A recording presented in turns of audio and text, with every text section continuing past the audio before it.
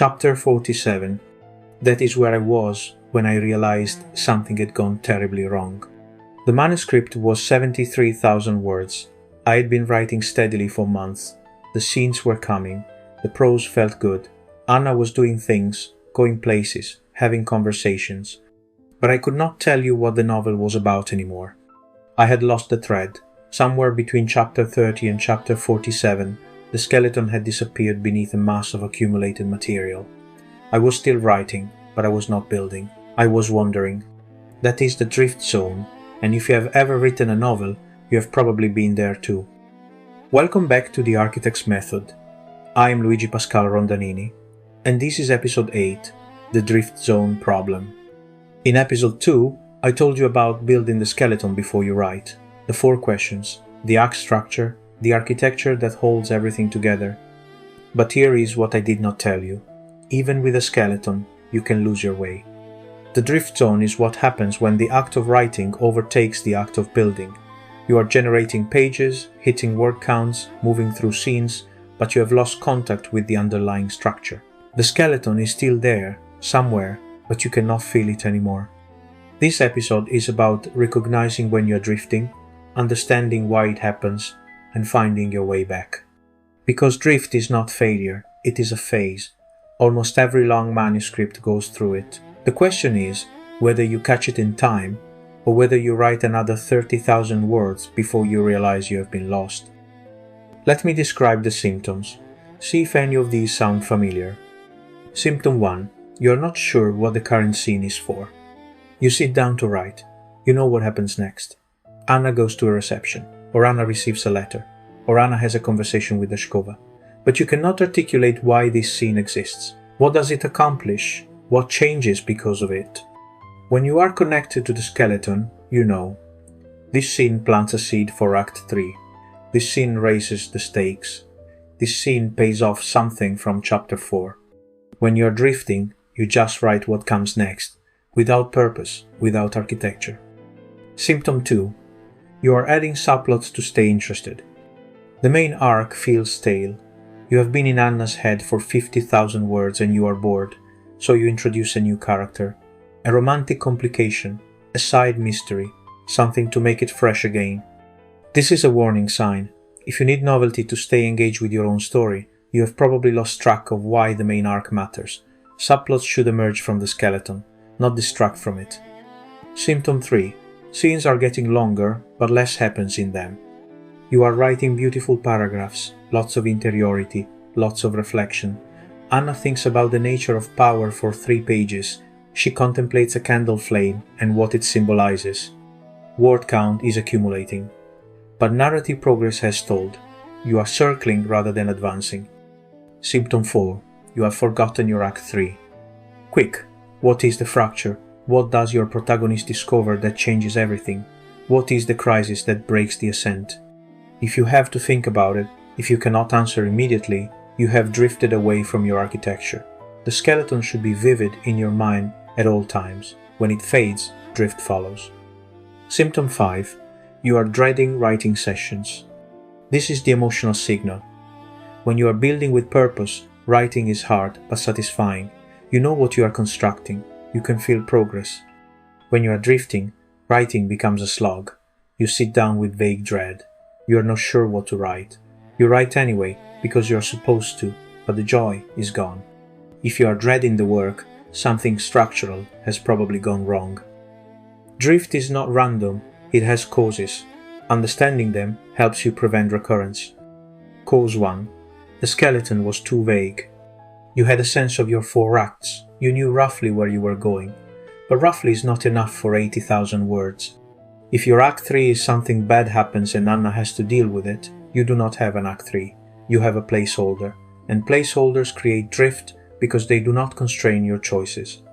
The skeleton needs to be specific. Not every scene, but the load-bearing moments, the turns, the revelations. If those are vague, the whole middle becomes a zone of wandering. Cause 2. You fell in love with a tangent.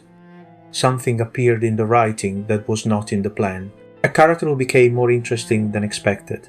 A thematic thread you wanted to explore. A setting that captured your imagination. You followed it. For a chapter, then another, then 5 more, and now you're deep in territory that has nothing to do with your skeleton. Tangents are not always bad. Sometimes they reveal what the novel actually wants to be, but if the tangent has not been integrated into the architecture, it is pulling you off course. Cause 3, Act 2 is too long. This is structural. Act 2, the ascent, is supposed to be about 30 to 40% of your novel, but it is easy to let it expand. Anna keeps rising, more court scenes, more demonstrations of her influence, more evidence of the machinery. The problem, Act 2 without an approaching Act 3 is just accumulation. The tension that comes from something bad is coming, disappears when the bad thing never arrives. If your Act 2 has gone past 40% of your projected length, you are probably drifting. The ascent needs to turn. Cause 4, you are avoiding the hard scenes. Somewhere ahead is a scene you do not know how to write. The confrontation, the revelation, the moment of maximum difficulty. So you write around it, you add scenes that delay the arrival, you develop secondary characters, you explore tangents, anything to avoid facing the scene that scares you. This is procrastination disguised as productivity. You are generating words, but you are not advancing toward the architecture. You are hiding. Here is the diagnostic I ran on my own manuscript when I hit chapter 47. The manuscript exhibits characteristic drift markers beginning around the 45,000 word mark. Scene level purpose becomes unclear.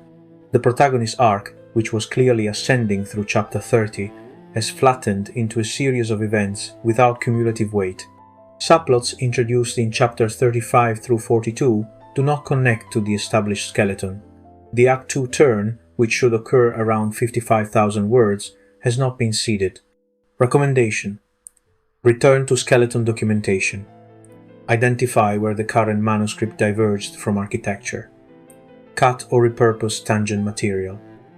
That diagnostic was painful to read. It told me that roughly 20,000 words, chapters 30 through 47, were drift material. Not all useless, but structurally untethered. The diagnosis was clear. I had to go back. When you recognize drift, you have options. Here is the recovery process I use. Step 1. Stop writing forward. This is the hardest step. You have momentum. You have been generating pages. Stopping feels like failure. It is not. Continuing to write while drifting just creates more material that will need to be cut or reworked. Every word you write without connection to the skeleton is potential Ash Codex material. Stop, take a breath, assess. Step 2. Return to your skeleton. Pull out whatever documentation you created before drafting. The 4 questions, the act summaries, the scene list. Read it fresh. Remind yourself what you were building. Feel the architecture again. If you did not create this documentation, if you started without a skeleton, this is the moment to build one. Better late than never. Answer the 4 questions now. Based on what you have written, find the structure in what exists. Step 3. Mark the divergence point. Go through your recent chapters and identify where drift began. There is usually a specific moment, a scene where you made a choice that led away from the skeleton. In my case, it was chapter 31. I introduced a secondary character, a young courtier who becomes Anna's friend. I liked her, I gave her scenes, I developed her story. But her story was not Anna's story. It was not load-bearing. Every chapter that focused on her was a chapter that did not advance Anna's arc. Chapter 31 was the divergence point. Everything after needed to be evaluated against the skeleton. Step 4. Triage the drift material. Not everything written during drift is worthless. Some of it might serve the architecture if repositioned. Some of it might contain seeds you can use. Go through the drift chapters with 3 categories. Keep serves the skeleton, stays where it is. Repurpose contains useful material, needs to be reworked. Archive does not serve the skeleton, goes to the Ash Codex. Be ruthless. The goal is not to save your word count. The goal is to rebuild connection to the architecture. Step 5. Bridge back to the skeleton. Once you have triaged, you need to reconnect. What scene comes next that advances the actual arc? What is the next load-bearing moment? Write toward that. Skip the material you have been avoiding. Get to the skeleton. In my case, this meant jumping from a revised chapter 34 directly to what became chapter 12 in the final manuscript, the annotated archive. The Act 3 trigger, the scene I had been circling around for 20,000 words. Once I wrote that scene, everything clicked back into place. The drift was over. I knew where I was again. Recovery is possible, but prevention is better. Here is how to reduce drift in future projects. Prevention 1. More specific skeletons. The vaguer your architecture, the easier it is to lose. Spend more time before drafting.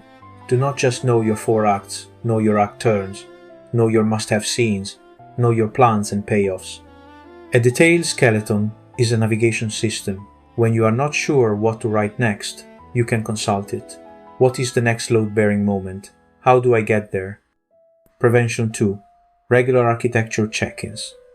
Every 10,000 words, stop and assess. Are you still on track? Does your current position match where the skeleton says you should be? I do this formally now, a brief diagnostic every 5th chapter. It catches drift early, before it compounds. Prevention 3. Name your avoidance. If there is a scene you are dreading, name it. Write it at the top of your document. I am avoiding the confrontation scene because I do not know how Catherine will react. Naming it reduces its power, and often naming it reveals that the scene is not as hard as you feared. The avoidance was the problem, not the scene itself. Prevention 4. Time box tangents. If a tangent appears and you want to follow it, give yourself permission, but set a limit. I will explore this for 2,000 words, and then assess whether it serves the skeleton. This lets you capture discoveries without losing the architecture. Some tangents become essential, most do not. The time box helps you tell the difference. Let me offer a reframe. Drift feels like failure, like you have done something wrong, like you are not disciplined enough, not skilled enough, not focused enough. But drift is also information. It tells you something about your novel. When you drift toward the tangent might be more interesting than your main arc. That is worth knowing. Maybe your skeleton needs revision.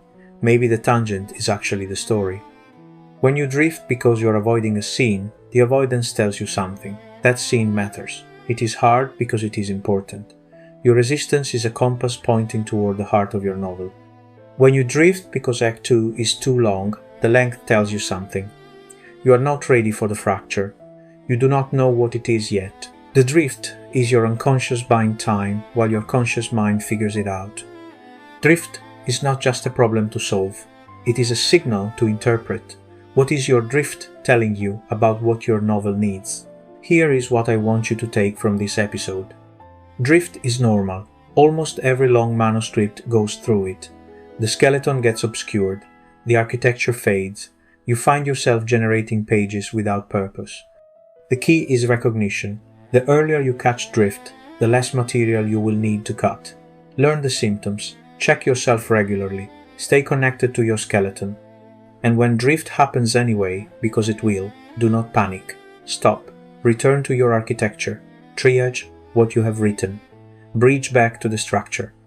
You have not ruined your novel. You have just wandered off the path. The path is still there. You can find it again. Let me leave you with where I was at chapter 47 and where I ended up.